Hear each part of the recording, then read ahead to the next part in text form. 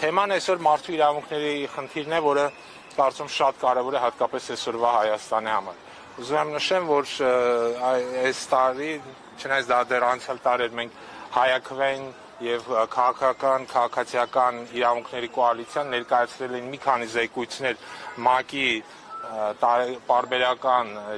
դիտարկումների հատուկ հանձնախումբ Ժնևի ՄԱԿ-ի գրասենյակ, որը հենց զբաղվում է մարդու իրավունքներով եւ նպատակն է ցույց տալու այն իրավիճակը, որ կա Հայաստանում։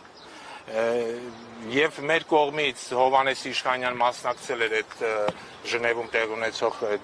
քննարկումներին այս տարվա մայիսի սկզբին։ Հովհաննես ավելի մանրամասը ձեզ կներկայացնի եւ իմ ընկերները, գոլեգաները, որոնք այսօր ներկա են Հովհաննեսից բացի Մարնեն Ամալխասյան, Հովհաննեսը Խուդոյան եւ իրեն կներկայացնեն այս ավելի մանրամասը թեմատիկա։ Ուզում եմ հատուկ շեշտեմ, որ խնդիրը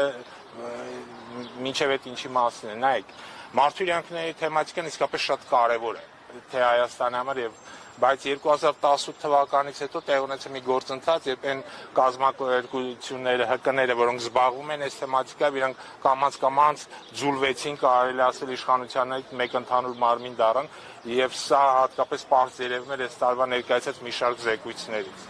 Եվ դրա համար Հայաստանում հենց մարդու իրավունքների զբաղվող հասարակական նոր, ասենց ասեմ, կազմակերպությունների ի հայտ գալը բնական երևույթ էր, եւ սա կարելի ասել առաջին անգամ մարդու իրավունքների գրասենյակ ներկայացրեց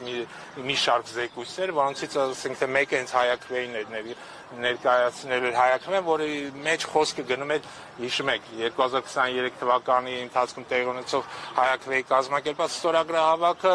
որը նաև ուղեկցվեց հենց այդ օրենքի եւ հայաքվեի մասնակիցների նկատմամբ բազմաթիվ խախտումներով եւ իրավական եւ ֆիզիկական հարձակումները, որոնք տեղի ունեն